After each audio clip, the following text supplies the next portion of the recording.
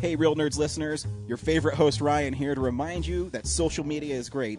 How great is it? There's many ways you can find the Real Nerds on social media. You can download us on iTunes. You can listen to us streaming on Stitcher Radio. You can call us 720-6nerds5.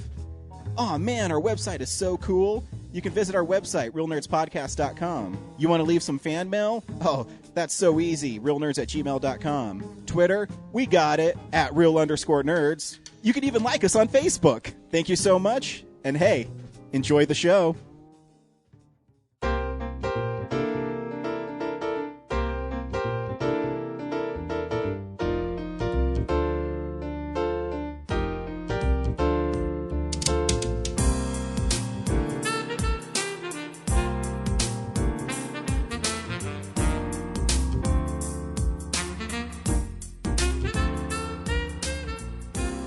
Welcome to Real Nerds at Denver Comic-Con 2015. We hope you enjoy the following interview.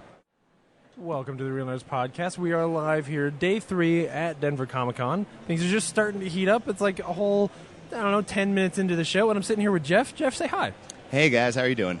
We're doing just fine. So how's the show been for you so far? Really, really, really excellent this year. This is our 3rd year at Denver Comic-Con. Cool. And this year we have a booth, finally, to show off our comic series that we just introduced in the last few months. Very cool. So you're in a band, and you're also making a comic. Yeah, so I play in a band called Chemistry Club. We are actually Denver native, and we're working with an artist named Patch Silver on a series called Copia. It's several albums and comic books that go together to tell one sci-fi epic. Very cool. So what is it about your music that made you think, like, you know what, we need to make this into a comic book? Oh, man. So I am just a huge sci-fi dork. I love Asimov and Stevenson. And our drummer is also a big Coheed fan. And it just kind of got us in this conversation about doing a concept series. And we started writing this story right as we met Patch, actually at the last Denver Comic-Con. Oh, cool. And it just kind of got us moving on making this a multimedia project. We've actually been talking about doing an animation along with it. We'll just see where things go over the next year and a half. So this sounds really complicated. Like, how do you choose? You've got a story, right? Yeah. You've got your sci-fi elements. You've got your music, and you've got your comics. How do you prioritize between, like, what you have to do to make the music good, what you have to do to make the comics good? Like, I mean, I've never heard of anybody doing this before, so I don't know how you're going to do this.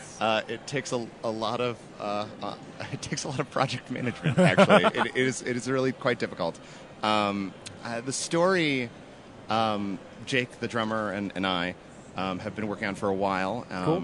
And we spend late nights doing that, and the band kind of all works together to tell that story through music, and that takes many, many practices and writing sessions. And Patch really is a kind of awesome independent piece that we submit story ideas to him, and he kind of comes back to us with a screenplay, and we come back to him with edits, and he comes back to us with a little bit of art, and we come back to him with edits there. And I don't know, it with great difficulty is kind of the answer to your question. That's how we do it.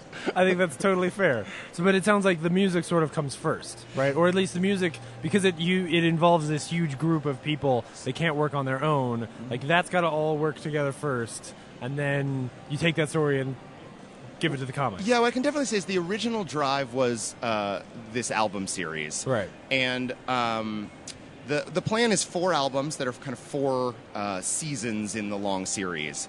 And the comics are really helping to explain a lot of story, go more in depth. Mm-hmm. Now at this point, though, I would really say they are very intertwined and are both really essential to the series. Cool, very cool. So how did you get into music? Where did that start? Oh, man. Me personally, I've been playing since I was 3 or 4. Started on the violin and played other things, trumpet and bass. And the band got together about 3 years ago. Jake and I went to school together, and Micah we met through a friend of ours. And the guitar player, I think, went to high school with Jake, if I remember correctly. And the band just, I don't know, it was right place, right time. We're all just kind of dorks, and we love doing what we do. What style of music were you doing before you started telling stories and doing sci-fi epics in your music? Oh, so the band has always been kind of nerd pop. Okay. And it's a lot of just like I don't know, unnecessarily cerebral ways to explain girls being mean to us. But I think there are enough songs about that in the universe, and even starting, I want to say right after the first album, we were writing essentially fiction or amalgamations of our real life and fictional life. Yeah. And even in the first album, a lot of it was, Greek mythology as a way to talk about something, or biology as a way to talk about something. So I don't know, it was kind of just a natural flow. And it's still really full of real emotion from us personally, but just more through fiction. What is your personal, outside of telling a sci-fi comic book opera, what does your personal writing process look like? Where do you start? Do you start with the music, with the words, So it kind of depends. On this one, it's been really kind of interesting. We pinned down the kind of overarching story very early on, but let the details be really fluid, so that we could just kind of get moving and start telling a story with the idea that the end of that story would kind of wag around and come to some place. And it wasn't really until we got through the first comic that we finally nailed down every little piece all the way to the end of the epic. It starts with me and Jake sitting down and talking ideas, talking about the philosophy we want to hit by the end of it, about where we want the characters to go, and then it's just late nights talking about what are logical consequences of the situations we've set up and how we get to where we want to be. Very cool, very cool. And then the other side of it is, how did you get into comics, and what comics do you like? Oh man, so my first comic was, I think, Spawn. Okay. And I don't know why I attached to that so much, because now it doesn't even speak to me at all. I think that's totally fair. I guess that's just how it goes when you like things. Yeah. I can tell you our connection to the con is actually super random. Our drummer works at Starbucks, and one day someone walked into Starbucks, a regular customer, and said, "You guys don't know any nerd bands, do you? Because because he knew he was in a band. And he's like, we got this con going on, and we need some entertainment." And Jake was just like, "Well, as a matter of fact." I happen to be that guy. Yeah. And that's kind of how we got connected. Very cool. Awesome. Well, thank you so much. So how do people get in touch with you? How do they support? How do they take action? So the easiest way to go to our website, it's chemistryclubmusic.com. Cool.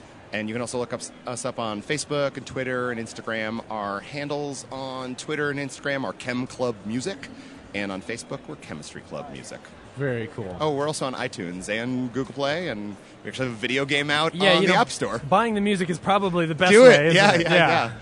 You can Very cool. check out all those things. And all under Chemistry Club. It's all under Chemistry Club, and that video game is called Chemistry Club Navigator, and it's under Offbeat Entertainment. Sweet. Cool. Well, thank you so much for stopping by, Jeff. Thank you. Really really this was cool. fun. Yeah.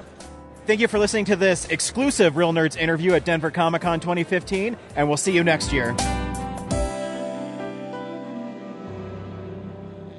Visit our website, realnerdspodcast.com. You can tweet us at real_nerds. You can email us even, realnerds@gmail.com. Like us on Facebook. Hey, stream us on Stitcher. You want to call us? 720-6nerds5. And download us on iTunes. Just search Real Nerds. Thank you, Joe Kempter, for the wonderful voiceover. And also Spark Mandrill for the wonderful late-night jazz smooth sounds of movies. You can find him on SoundCloud.